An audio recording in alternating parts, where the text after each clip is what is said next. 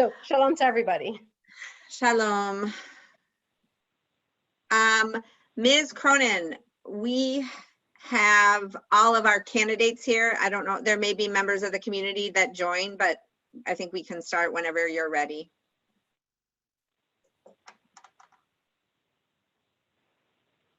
All right, welcome everyone. Thanks so much. Thank you for dialing in tonight for the school board candidate forum. My name is Molly Cronin. For those of you who I haven't met, I'm a volunteer for the school, and I'm happy to be here tonight. I love this school. I always just bemoan the fact that my children were just a little bit too old to partake, but what a great place you guys have. This forum will give you a chance to get to know the candidates running for election to Agamim School Board, and the election will take place, as you probably know, in the beginning of June. I want to thank all the candidates for stepping forward to be a part of this. It's fantastic. And as the election gets closer, the school will provide additional details.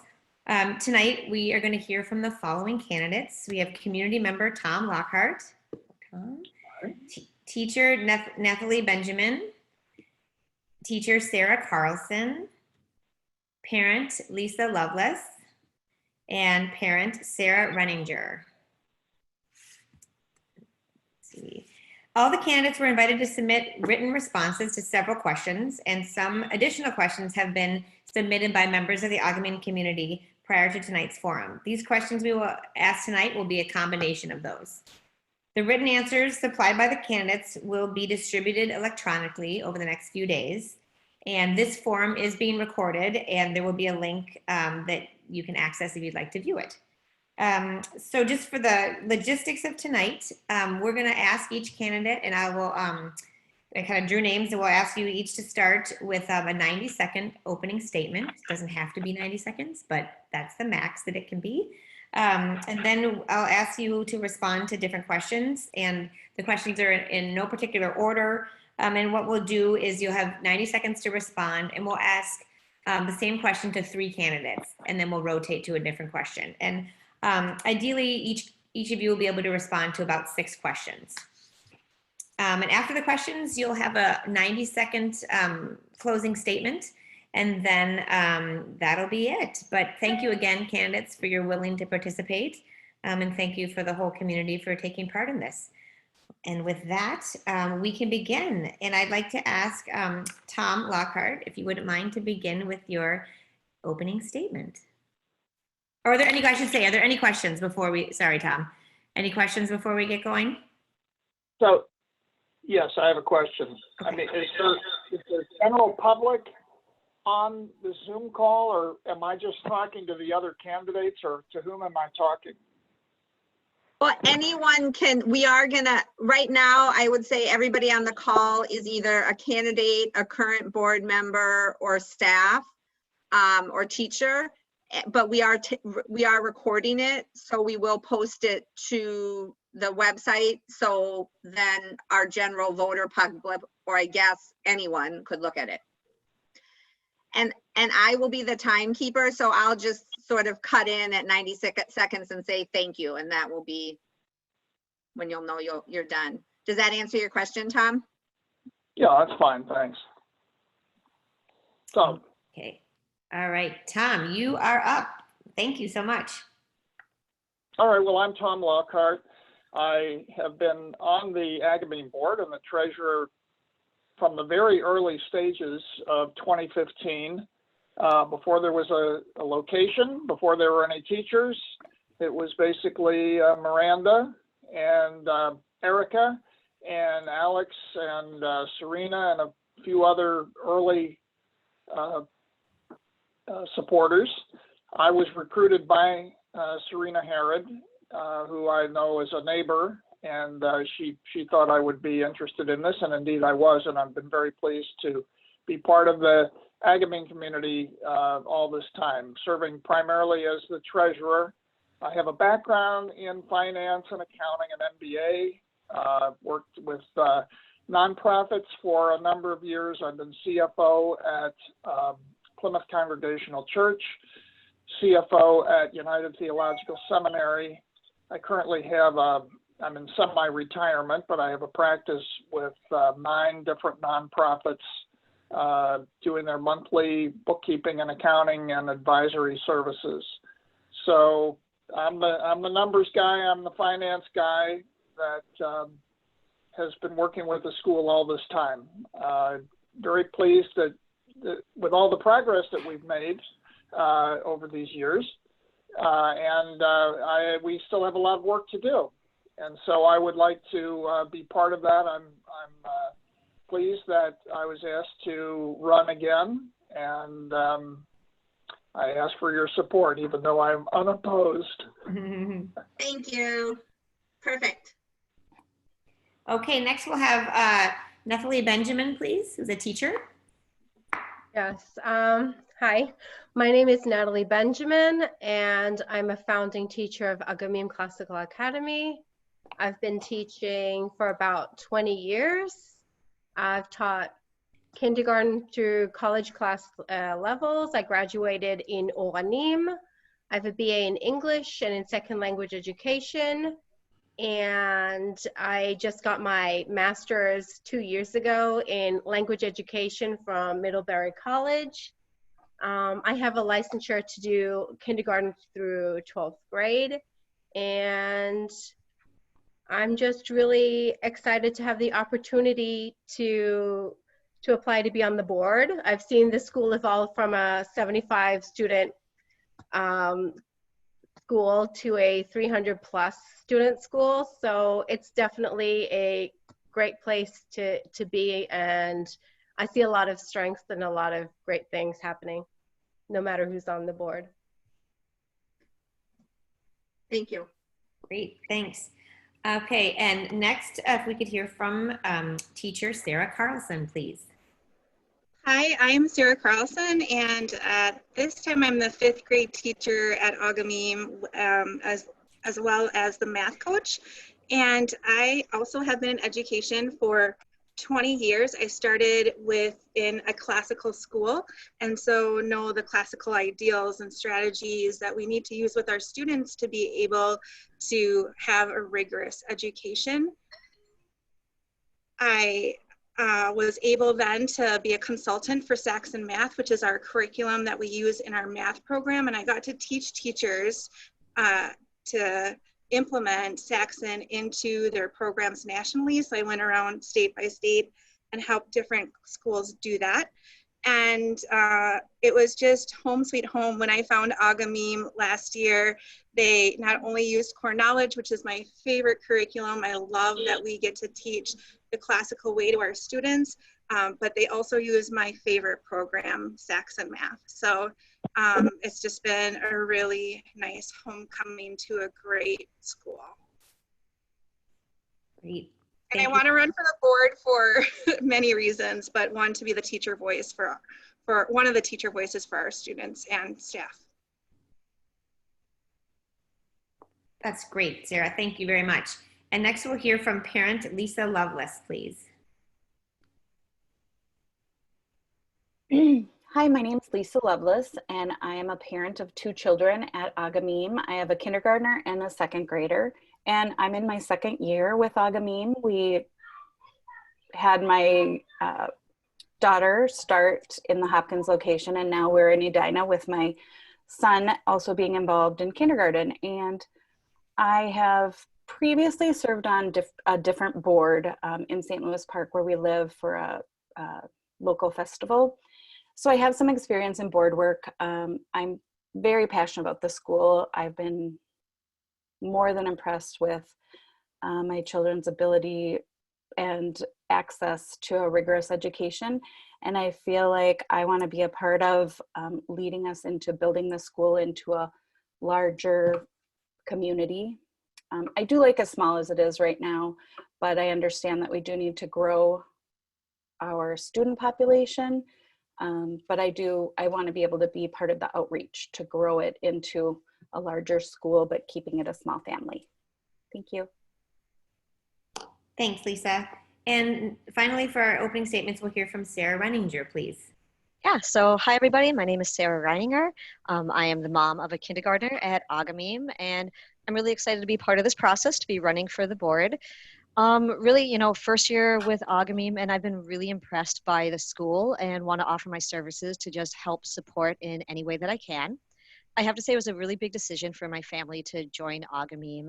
And in fact, many days it would be easier if we just chose a school that was closer to our house. But we do believe that our son is getting a better education at Agamim than he would be at just our local school. So I want to do whatever I can to help Agamim succeed and thrive. And for us, it's worth juggling schedules and commutes. A little bit about me. So I've been with Target for over 10 years now. Currently, I work in global operations, but have moved around quite a bit. I am a senior project manager. I'm used to juggling budgets, juggling projects, looking at long range goals, definitely working with people who, even though they all have the same end goal, might have differing opinions on how to get there. I also work on a governance and oversights team, have a lot of experience with contracts, and have also been a treasurer on the board of volunteer committees before. Outside of work, really passionate about volunteering and trying to lead by example. So getting my son involved in volunteering and also just showing my son that I have pride in his school and wanting him to take pride in Agamim as well. So it's a little bit about me. That's great. Thank you, Sarah. And well, with all those fabulous opening statements, we'll just jump right into the questions. And the first question is going to go to Sarah Carlson, Lisa Lovelace, and Sarah Renninger. And here is the question, and we'll go in that order, but I'll say it again. But here's the question. What are 2 or 3 strengths of which Agamim can be proud? And we'll start with Sarah Carlson, please.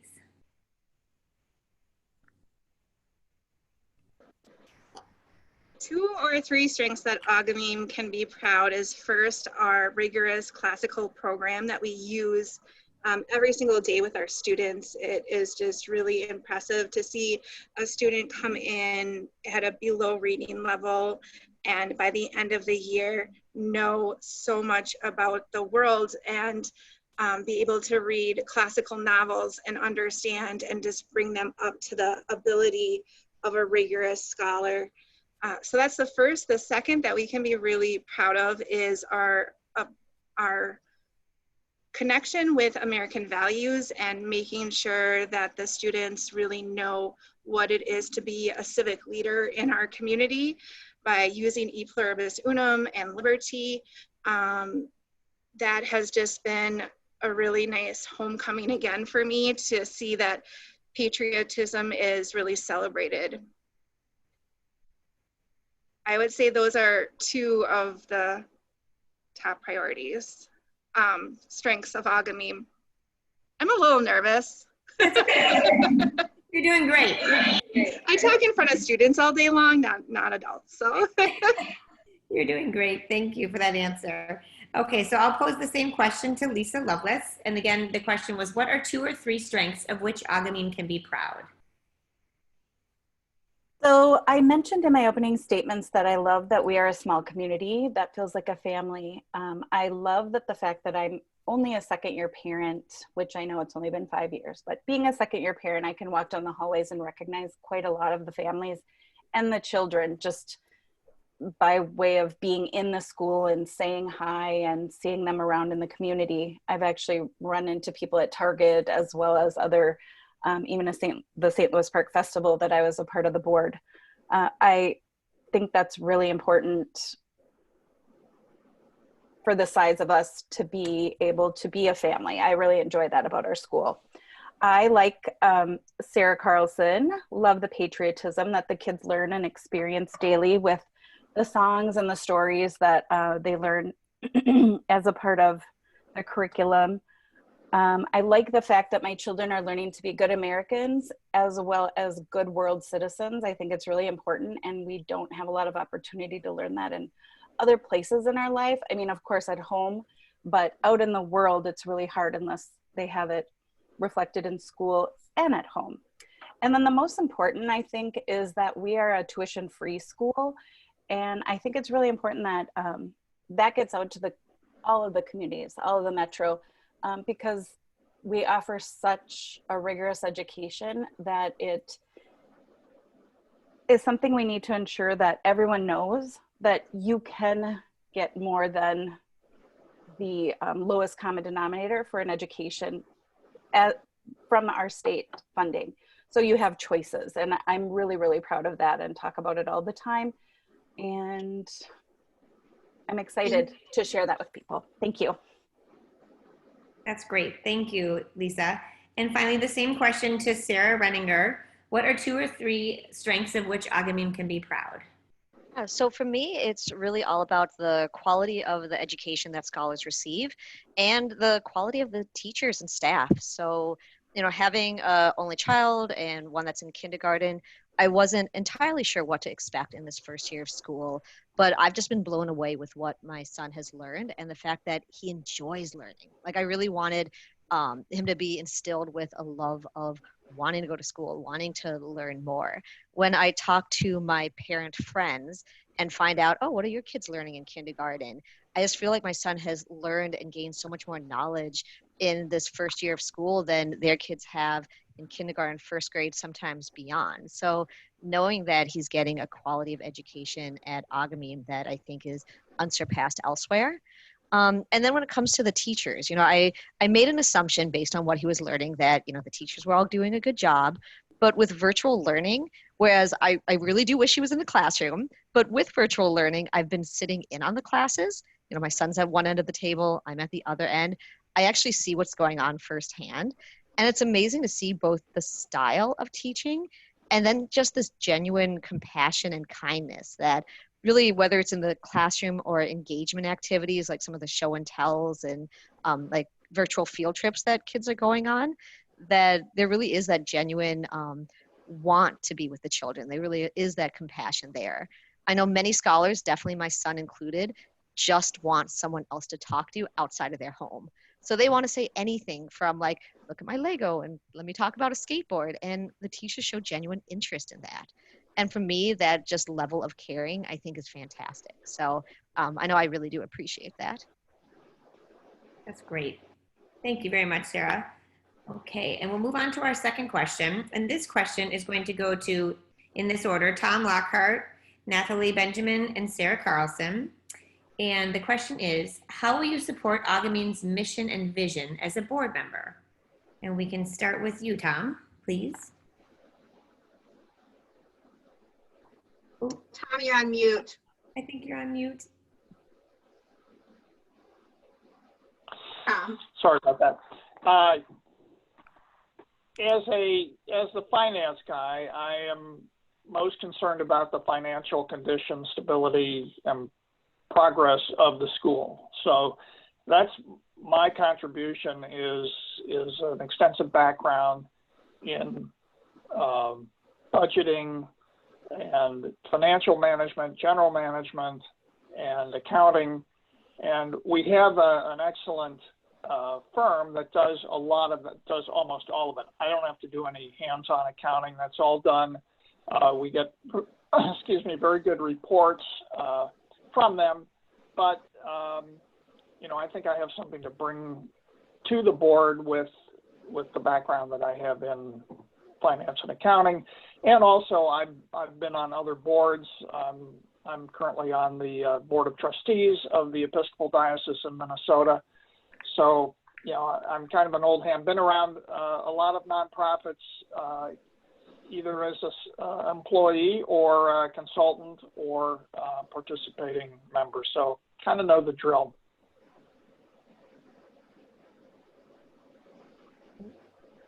That's great, Tom. Thank you. And we'll ask the same question to Natalie Benjamin. How will you support Agamim's mission and vision as a board member?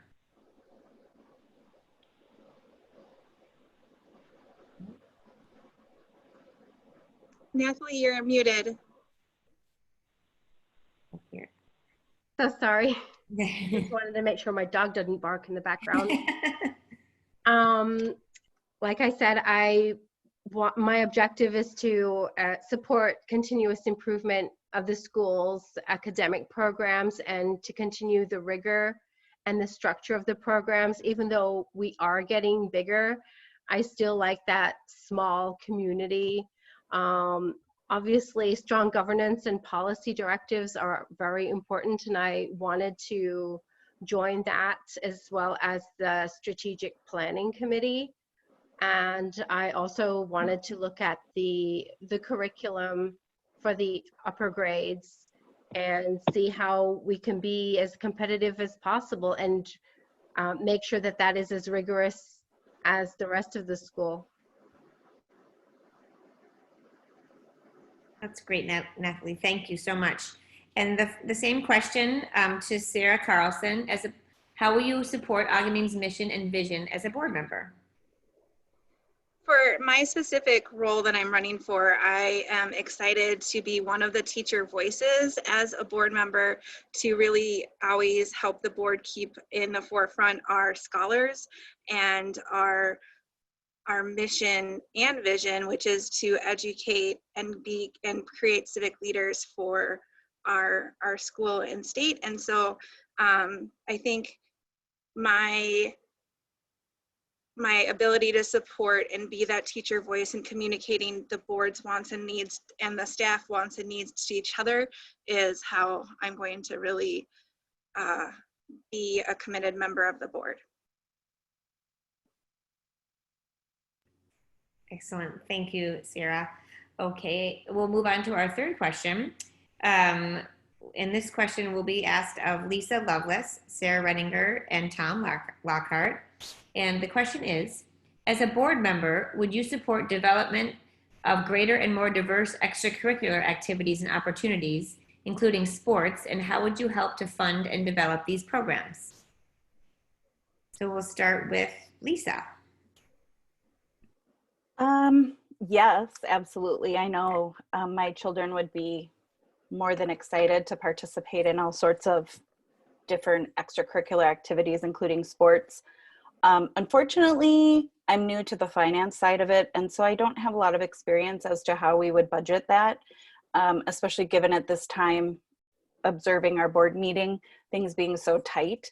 But going forward, I certainly would like to investigate different ways that we could slowly incorporate that into our extracurricular. I know we have chess and some other things, and I think it would be a really great addition. Thank you. Yeah, thank you. Okay, and Sarah Renninger, same question. As a board member, would you support development of greater and more diverse extracurricular activities and opportunities, including sports, and how will you help to fund and develop these programs? I would say yes, I would support it. I know when we first started looking at Agamim, online prior to, enrolling our son, we were a little bit surprised by the lack of extracurricular activities. I think one of the first things my husband said was, well, what if our son wants to play sports? My answer is, well, there's community. But I think without it, there is a drawback for some families. So if we want to attract students, we need to look at expanding what the options are. The problem, however, right now is that based on what I saw Monday night at the board meeting, there isn't any money in the budget, right? We have no reserves. There's nothing really left to cut back on, at least so it seems. I haven't dug very deep, but I think that the board is doing a great job. And if there was room to move money around, it would have been moved around. So at this time, I don't think it's something that can happen this year, but I do think it's something that has to be put into the long range goals. In order to make money, we have to attract more students, and it's something that some students want. So I think it's important. I don't have a good answer on how to fund it. I think first we need more funding, look at where we may be able to cut some costs without hurting anything that's currently happening, and then arrange to have some of those extracurricular activities, again, with the hope that it will attract more students, which would then bring in more finances. Great, thank you, Sarah. And finally, same question to you, Tom. As a board member, would you support the development of greater and more diverse extracurricular activities and opportunities, including sports, and how will you help fund and develop these programs?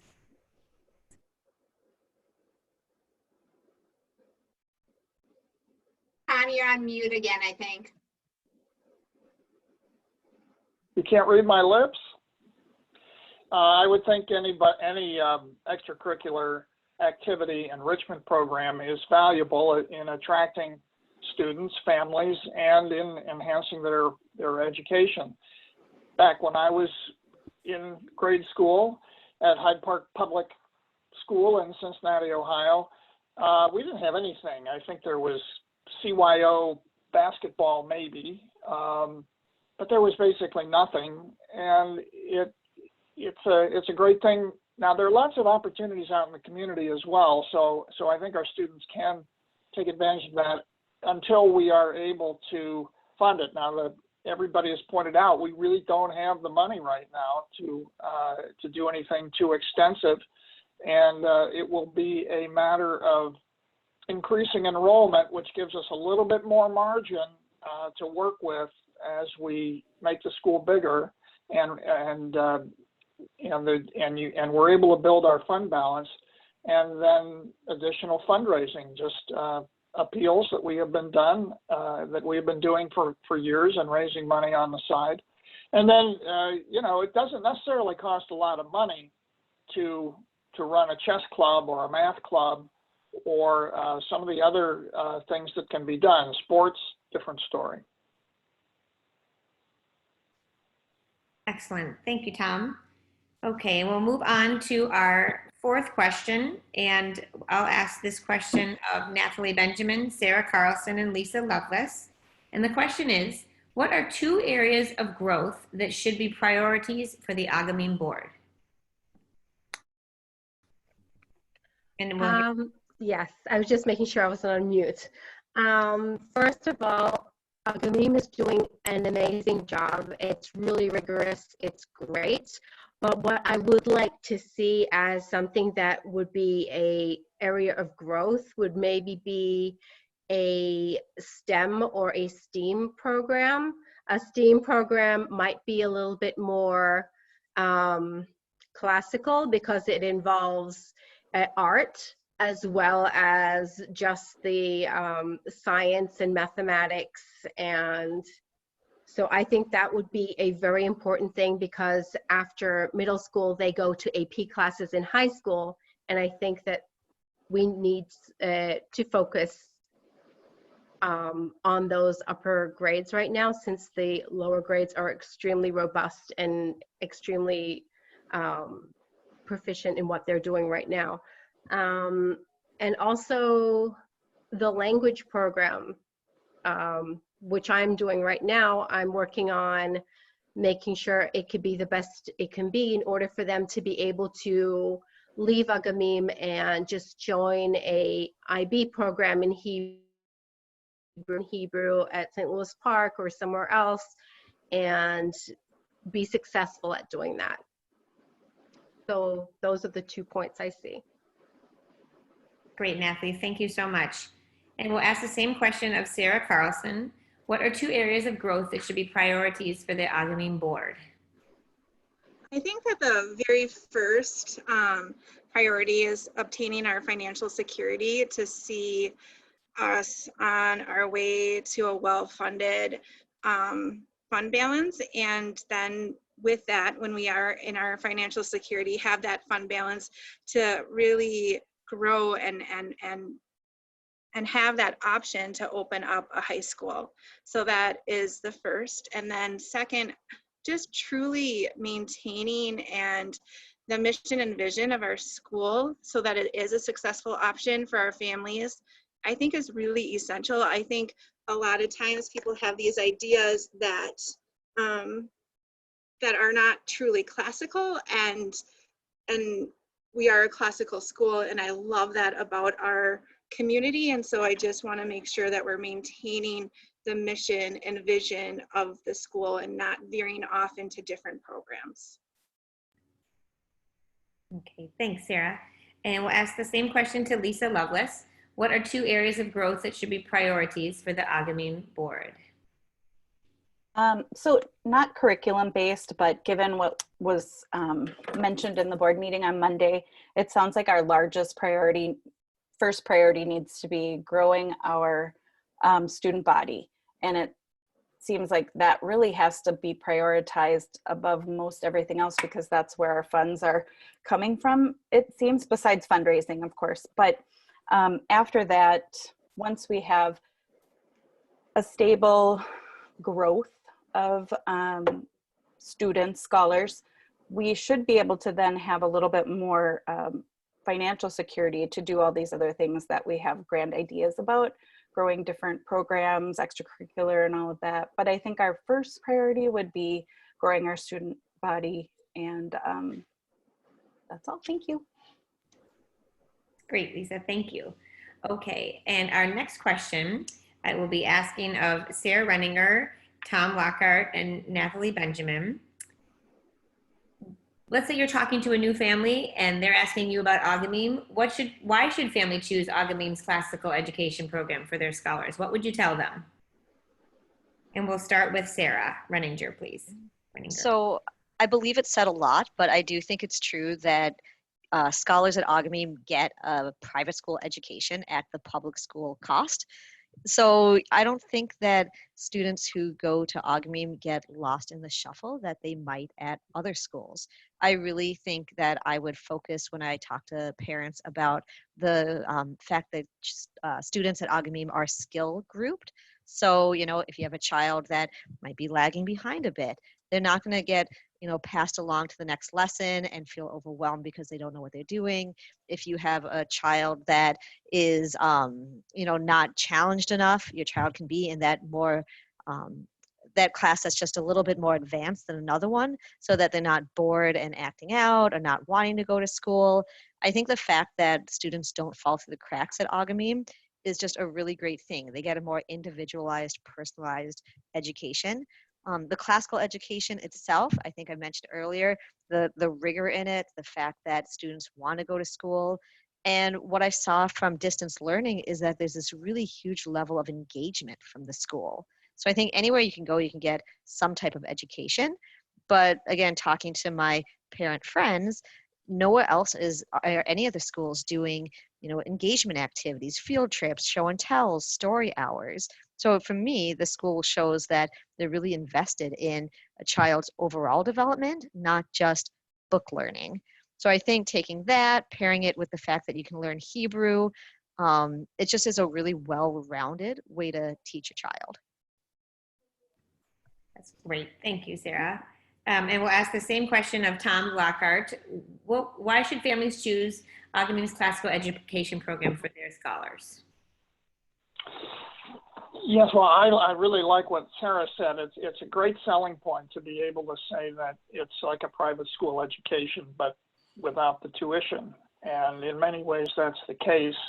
And in fact, but what makes it very unique is the focus on American values, virtuous character, and Hebrew language. Those we learn those on the board. We repeat those virtually every board meeting. And it's really true. That makes it unique. And the reason that I am so involved is that I really believe we are going to change the culture one student at a time by teaching classical values, virtues, and American values, and that they can't get that anywhere else. Great, Tom. Thank you. And Natalie, same question to you. Why should a family choose Agony and their classical education program for their scholars? It kind of sounds like I'm a little bit coattailing on what Tom and Sarah have already said, because their answers are basically why people choose Agamim. Obviously, it is a tuition-free classical education, and it's available to all people. All children can go there, and it focuses on classical education and classical languages. But more than just the books, it also cultivates values and virtues in every student.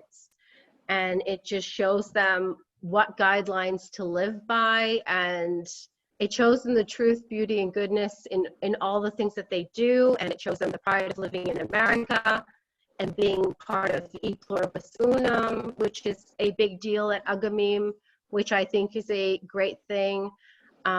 It's basically nurturing the heart and the mind. And I think that also wearing a uniform makes a difference at the school, because that way everybody's coming in, everybody is the same even though they're coming from diverse populations and economic backgrounds and things like that, everything's the same once you walk through those doors, and you are just as loved just like anybody else.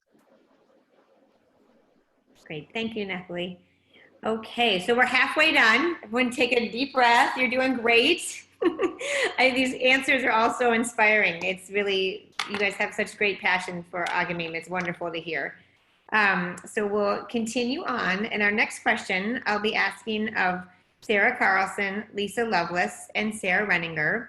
And the question is, Agamim currently does not have a computer lab. Would you, as a board member, support and advance efforts to bring technology and a computer science lab to the school?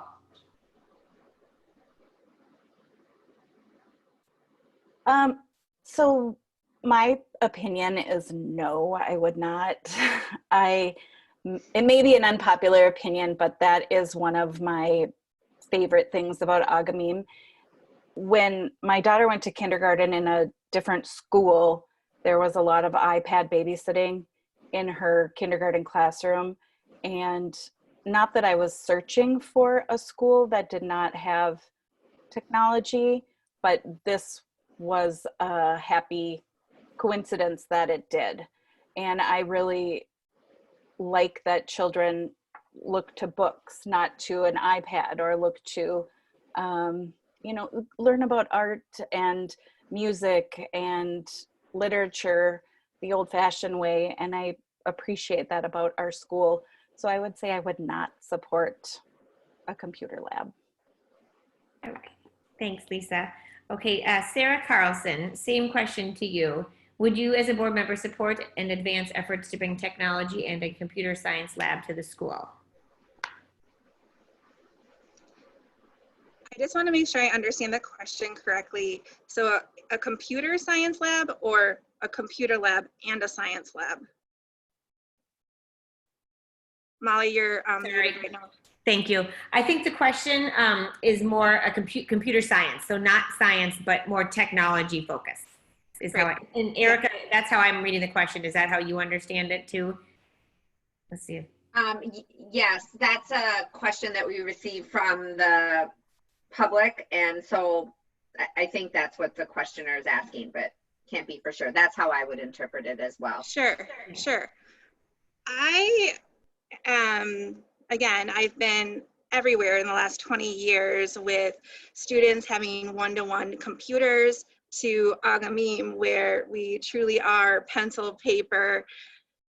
And I think that there are some benefits of having computers available to the school, but I do not think that we need to have a computer science lab specifically where people go and learn computer. One of the amazing things that I've found in distance learning is that the students already know way more than I do on the computer. And what I need them to do and be able to do is really learn that amazing classical curriculum using core knowledge and reading our classical books. Like my students just finished reading Frederick Douglass, and we had so many amazing conversations on that.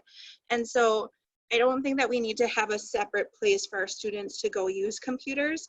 I do think that our school could definitely use a technology grant to update some computers in the building for teachers and the class sets that we have for the scholars, but no, I don't think we need a lab. Okay, great, thank you. And then we'll pose the same question to Sarah Renninger. So I'm definitely on the fence on this one. Like Lisa, I love the fact that my son does not use a computer at Agamim. That was a huge contributing factor to us going there. Like, I want him to learn how to write with a pencil and paper and not be on a computer all day long. When distance learning started, he didn't actually know how to use a computer. We always limited screen time in our house. So then it was, oh, we have to teach him. I think I actually would, I don't want to say push, but I would say that having a computer lab would probably be a positive thing for the school. For me, when I think of a lab, it's a separate place than having technology in the classroom at all times. So it's not having that iPad that you're learning from. I don't want to go on the assumption that all students know how to use technology. I think many students, yes, they're born with an iPad in their hand or an iPhone, or they use their parents' technology. But I do think that there are some students who don't have that option outside of the school. So if they don't have a chance outside of the school to use this technology and they leave at 8th grade and go elsewhere, I don't say they're at a disadvantage, but it could be beneficial for them. So if there was a computer lab, I think it would be beneficial under some guidance, such as, maybe for certain grades, maybe for limited times, maybe for some of that extracurricular, students who want to learn more about computers or who need some extra help with computers. So I do think it could be beneficial. Like I said, I'm on the fence because I do think, as a classical school, having that knowledge outside of a computer-based system is fantastic, but I don't want to assume everyone has access outside of the school. So I do think if the funding was there, it could be fantastic. I don't want to take funding from elsewhere to make it happen, but someone wanted to grant us the money, fantastic. That's great. Thank you, Sarah. Okay, moving on to our next question. And this question will go to Tom Lockhart, Natalie Benjamin, and Sarah Carlson. What skills or experiences qualify you to serve as a board member? And we'll start with Tom, please. Well, prior experience as a board member should count for something. Been doing this now for 5 years, and my professional background, I think, is relevant because I've been doing finance and accounting and general management, as I said earlier, probably in my opening statement, for many, many years. So I just bring a lot of experience at solving problems related to finance and general management, and I think I can still muster up the energy to keep doing it for another 3 years. Great, Tom, thank you. And same question to you, Natalie. What skills or experiences qualify you to serve as a board member? I've been teaching for nearly 20 years. I am at school every day, so I see the firsthand daily operations of the school. I go into the classrooms. So I've taught from kindergarten to 8th grade. So I know the kids. I'm familiar with how things function in the classroom. I'm familiar with the teachers and the subject materials that they're learning. I've created the curriculum for the Hebrew program from kindergarten and till 8th grade. I'm still working on that. Now I have a little bit more time. And I've helped create pathways for success in my classroom and in the other Hebrew classrooms. So I think that I have not been a board member, but I think that I do come with a lot of background in teaching and understanding the needs of the teachers and the students. So I think that I might be a good idea. Great, thank you, Natalie. And same question to Sarah Carlson. What skills or experiences qualify you to serve as a board member? So just like Natalie, I've been teaching 20 years and have really had the ability to become a teacher leader in the different schools that I belong to. And I've been at Agamim for 2 years, and this year I really was able to step forward and help and lead our plan and distance learning and help train and help facilitate what our plan was going to be, and then give the training to the teachers on Edmodo and helping Marcus a little bit with Zoom. And so with that, I think I have the respect of my faculty members, of the other faculty members, to really be the voice for everyone at school, you know, and helping the board really stay true to the fidelity and the mission of our school. So I think just being able to look at classical education and know the finer points of it and what we need to do as a classical school is going to help me be a really good board member. Great, Sarah. Thank you so much. Okay, excellent. All right, moving on to our 8th question. And this we will ask of Lisa Lovelace and Sarah Renninger and Tom Lockhart. And the question is, what does it mean for a school to pursue truth, beauty, and goodness? And we'll start with Lisa Lovelace.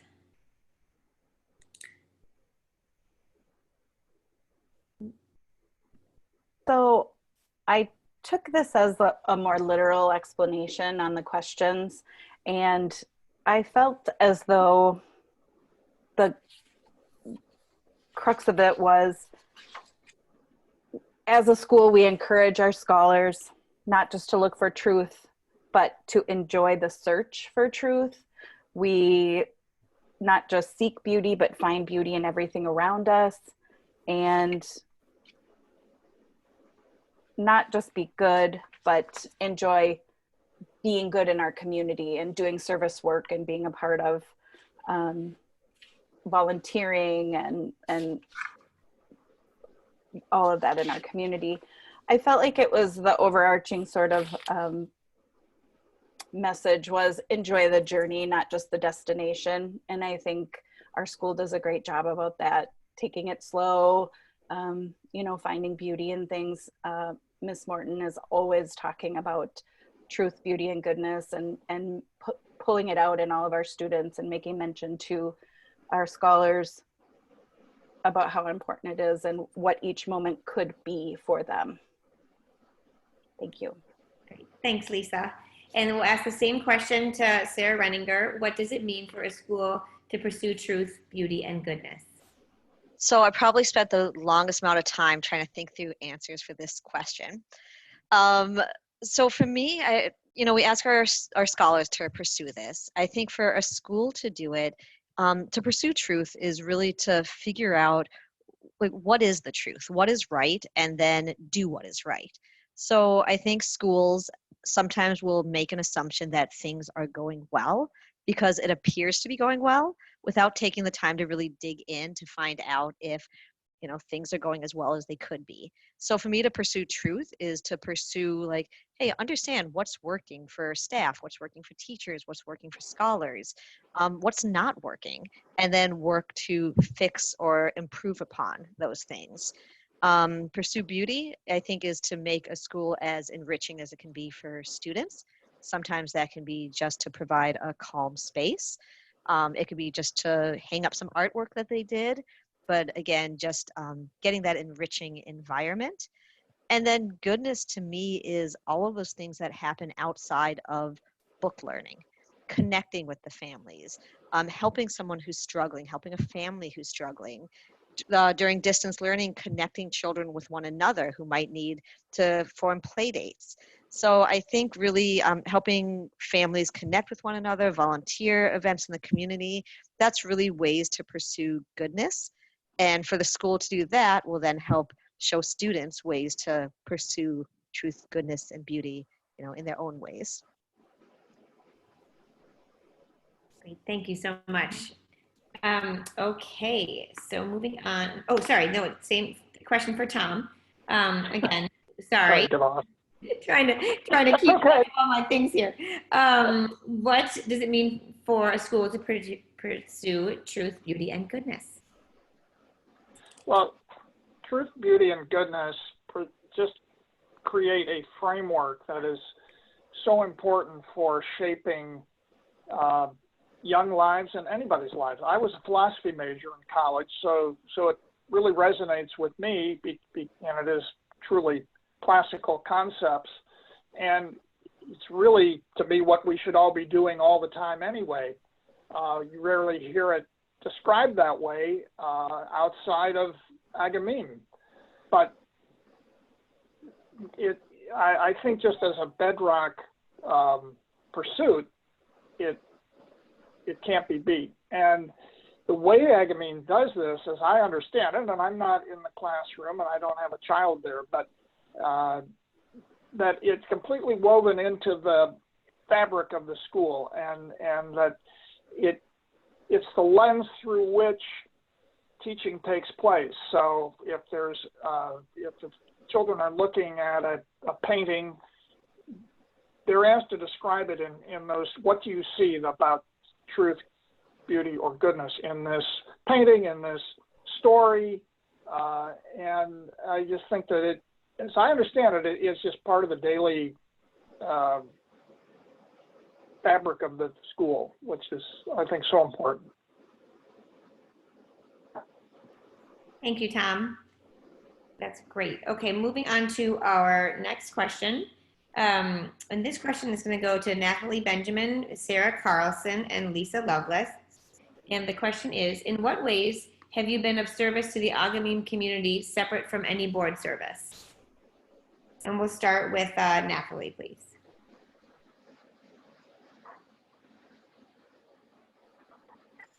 Okay, as I mentioned before, I have not served on the board, so I don't have any previous background in board service. But I have created the curriculum for the Hebrew program. I've created the teacher's manuals, the workbooks. I've also helped the newcomers that were the teachers learn how to become the Hebrew teachers and how to teach in the manner we teach in Agamim, which is the communicative approach. And so that's why I think that basically because it is ACTFL, in accordance to ACTFL, that, and we've been doing really, really well in our Hebrew performance throughout North America, that it does show something about my abilities to be able to be a good runner for the board. Great. Thank you. Thanks, Natalie. And same question to Sarah Carlson. In what ways have you been of service to the Agamim community separate from any board service? So I think a couple different things that I've done to be of service to Agamim is, first, I don't hesitate to jump on a committee or idea that Miranda or anyone has to enhance the mission and vision of our school. I was a leader, I'm a leader in the distance learning program, and really want to make sure and made sure that Edmodo is working for our scholars and our teachers know how to use it. The other thing that I have done and I take pride in is I've attended as many, I think I've missed one in my 2 years, community events that Agamim has hosted. So I like going to, like, the parade. I liked going to the parade. I like movie nights, all the different things that we do. I really strive to be a member of our community, really showing that as an educator, I care. So those are the two things I think I've done well. That's great. Thank you, Sarah. And let's hear from Lisa Lovelace. Separate from board service, in what ways have you been of service to the Agamim community? So I love being on site at the school. I enjoy seeing the kids' faces and speaking to the staff and the teachers. That is probably my favorite part of being a part of the school and helping in any way I can. I've been in the office making copies. We've brought in donuts for teachers, helping at the veterans breakfast, helping in the lunchroom when they needed an extra hand. I'm happy to clean up nooks and crannies, the lost and found, what have you. I'm really up for everything and anything that, you know, the office or a teacher might ask of me, within reason, I should say. But yes, I really have, if I'm on site, I'll do nearly anything. So thank you. Thanks, Lisa. Okay, and moving on to our final question, and this will go to Sarah Renninger, Tom Lockhart, and Natalie Benjamin. And the question is, if elected, what would you like to see as the board's key accomplishments over your term of service? And we'll start with Sarah Renninger, please. So for me, I really think it's building the financial reserves. So I want to be with the school for the next 8 years, ideally 12, you know, with a family, you know, our family. And the only thing that concerns me about that is when I look at the school's finances, making sure that it's in a stable place, that we'll be okay for the next 8 years, 12 years, and beyond that. So I would really like to see a great accomplishment being getting those reserves, getting the funding built back up so that the school can be in a really stable spot. I know that's not an easy task. I know that it takes a lot to make that happen, but I think we need that in order to attract and retain high quality teachers, high quality staff. It's not easy, with COVID-19. I think some people who would have donated maybe won't be, or won't be quite as much. Maybe some families who would have joined might not be. But again, I think making sure that the school has a stable future really starts with the finances. And for me, I think that's what the biggest accomplishment could be. Great. Thank you, Sarah. And Tom, same question to you. If elected, what would you like to see as the board's key accomplishments over your term of service?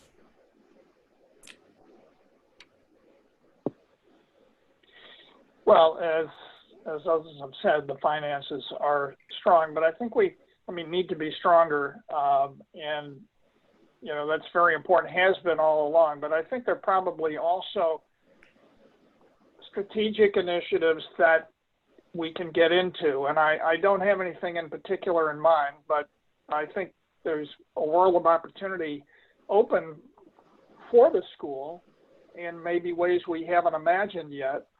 And we don't want to be so focused on the money that we can't see something bigger and better out there in the future.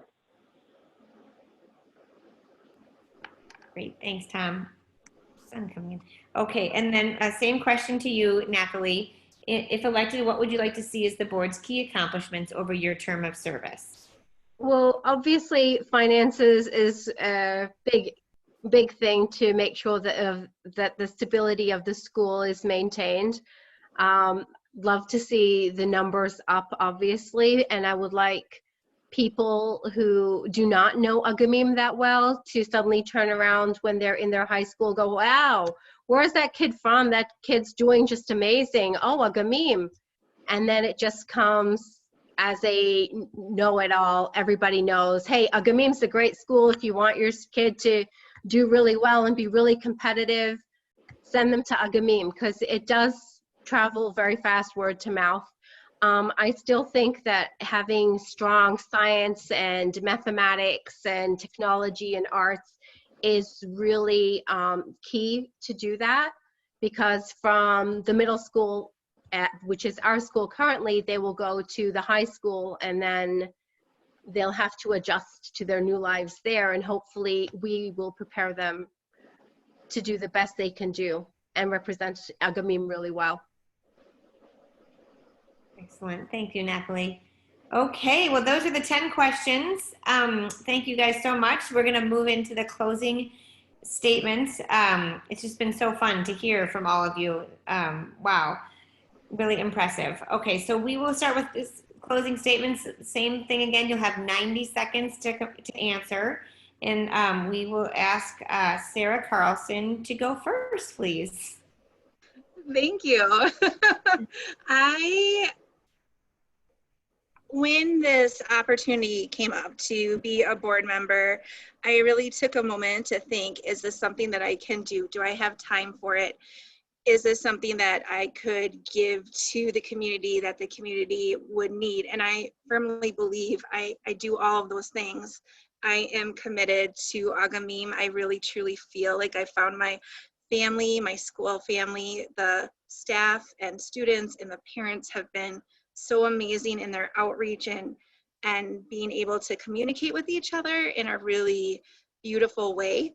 I think I have a lot to offer the board, and the main being that I am in the building every single day. I'm there for the ups and I'm there for the downs, and I want and strive to help make the strategies, the implementations, the ideas to continue with the mission in the school.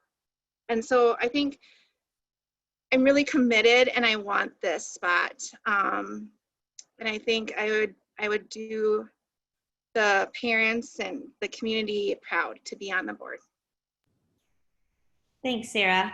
Thanks so much. And we'll ask for a closing statement from Natalie Benjamin, please. Okay, I'm a founding Agamim teacher. My daughter studies there, so I'm really deeply invested in the future of the school, and I want it to succeed. It's succeeding right now without me, but I really do have good ideas that I think I could bring to the table to continue that string of success. I have a great relationship with all of the scholars and the teachers, and I really think that I also have that personality which allows me to give a voice to the teachers or the needs of the school, to the board, and bring it back to the teachers and vice versa. I'm really excited to running for the board, and I feel that I have a lot to contribute. Thank you, Natalie. And next, we'll hear a closing statement from Lisa Lovelace, please.